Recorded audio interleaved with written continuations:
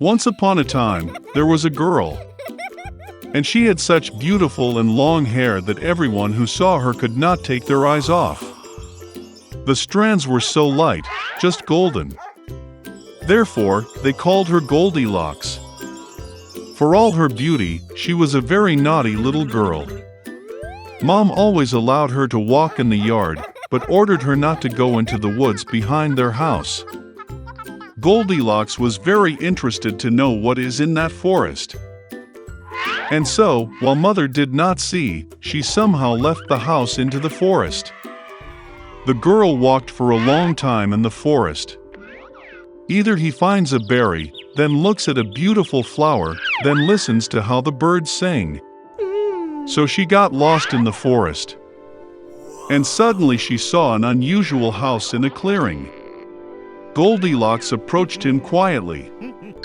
I walked around but did not see anyone. She knocked on the door, but no one answered. Then she knocked harder, and the door opened itself. Goldilocks entered cautiously. 3 bears lived in that house. One bear was dad big and shaggy. The other was a mother bear. It was smaller. The third was a little bear. The bears were not at home because they had gone for a walk in the woods. The girl entered the room and saw 3 bowls of porridge on the table. The first bowl, the biggest one, was the daddy bear. The second bowl, the smaller one, was the mother bear, and the third, the smallest, was the bear cub. Near each bowl lay a spoon, large, medium, and small. Goldilocks was so hungry that she first wanted to eat from a large bowl. She took the largest spoon, took the porridge, tasted it, but the porridge was too hot. Then she took a medium spoon, took the porridge, tasted it, but the porridge was too cold. Finally, she took a small spoon and tasted the porridge from the small bowl. This porridge was neither hot nor cold, just right. And Goldilocks ate all the porridge from the little bowl. After eating, the girl wanted to sit and saw 3 chairs near the stove, one large, another smaller, and the third, very small, with a little red pillow. First, she tried to climb into the largest chair, but could not. Then the girl tried to sit on the middle chair, but it was very hard and uncomfortable. Finally, she sat down on the smallest chair, and it was just right for her. Goldilocks liked the chair so much that she began to swing on it. The chair cracked, broke, and she fell to the floor. The girl got up and went to another room. There were 3 beds, large, medium, and small.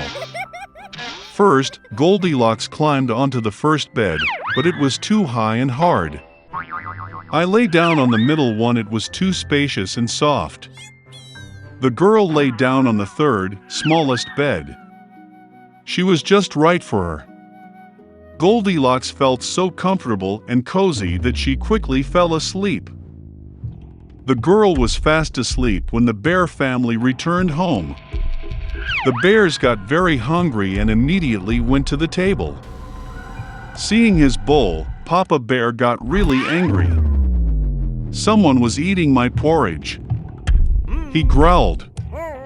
The bear mother also looked into her bowl and growled less loudly. Someone was eating from my bowl too. And the bear cub, seeing his empty bowl, cried loudly. Someone didn't just eat from my bowl, he ate all my porridge. The bears smelled something was wrong, left the table, and began to look around.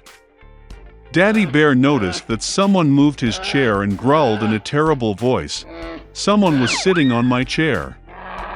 The bear mother looked at her chair and complained. Someone was sitting on my chair and moved it from its place. And then, the bear looked at his broken chair and again cried loudly. Someone did not just sit on my chair, but broke it.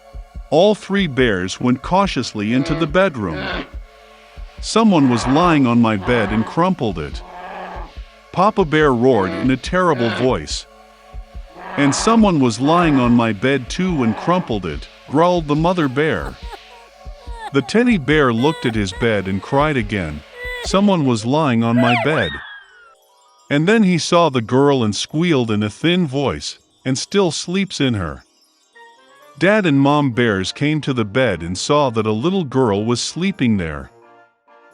Goldilocks woke up from the cry of a bear cub, and was very frightened. There were 3 bears in front of her. She instantly jumped out of the house and ran wherever her eyes looked, without looking back. The girl ran for a long time. She was very tired, and then she saw her mother, who was looking for her missing daughter in the forest.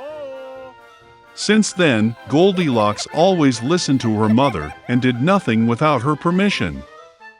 She became a very obedient, kind, and good girl. Once upon a time, a king lived in a distant country. And he had 11 sons and 1 daughter, Eliza. The royal children lived well and carefree until their stepmother appeared in their lives.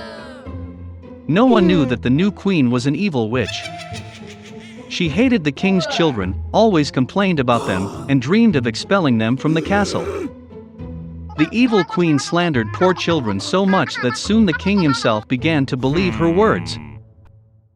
First, he sent his daughter away to be raised in a nearby village. There she was destined to live up to 15 years. The evil queen wanted to send the boys away too, but they were still too young.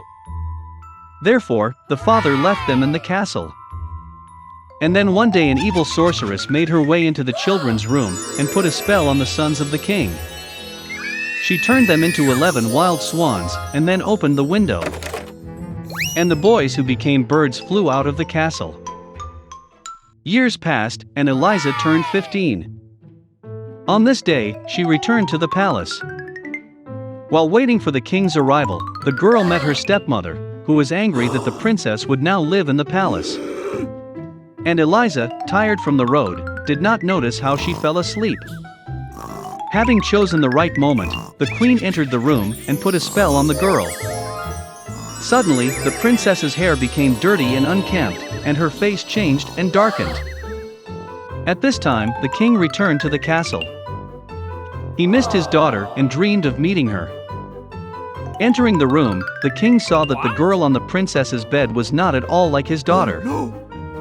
He got angry and ordered to expel the stranger from the castle. Eliza had to spend the night in the forest.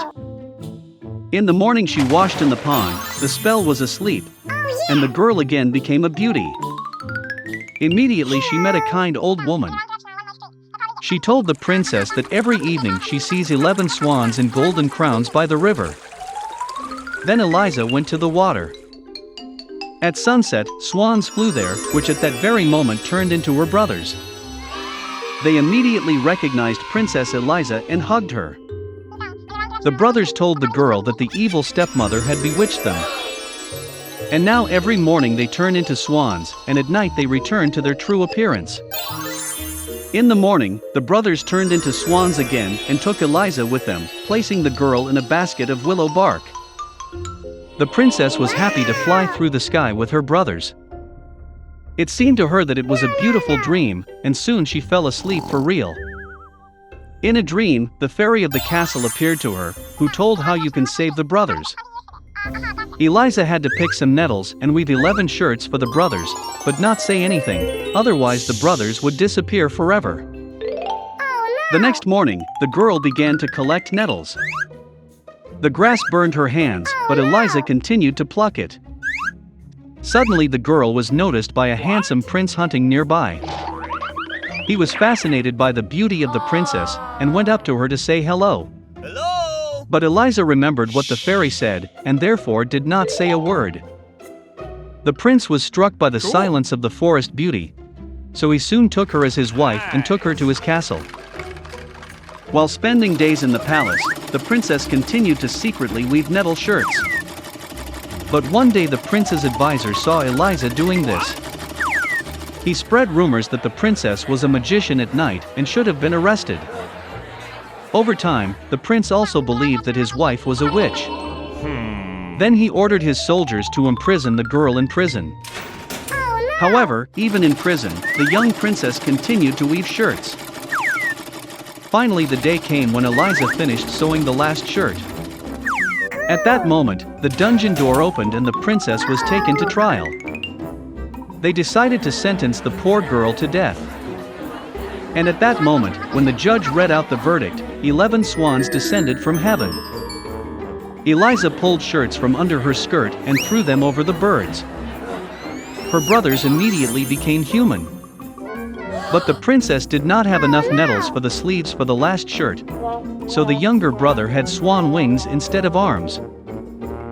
Then the brothers told their story. And the prince, who deeply believed in his wife's innocence, asked Eliza for forgiveness. The princess immediately forgave her husband. Finally, the brothers were free and Eliza was happy. Together they returned to the castle. The father recognized his children and for many years could not forgive himself for allowing his stepmother to deceive him.